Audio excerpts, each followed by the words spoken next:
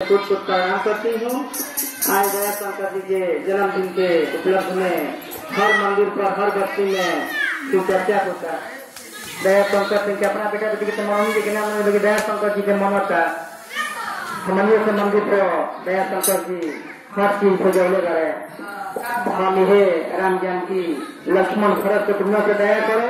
यह लक्ष्मी नारायण प्रभु जी के हर सपना हर ख्वाब पूरा करे। प्रभु जी को सदा से हाजिर रखे।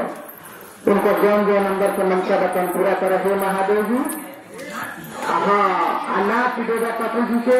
हे महादेव जी चर्चा का लाभ रखी है जे प्रभु जी के नाथ हो जाए।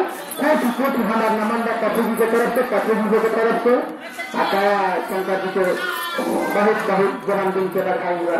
लेकिन जो हमने हमारे इनका सब पूछा हो, पूछ लो इनका से।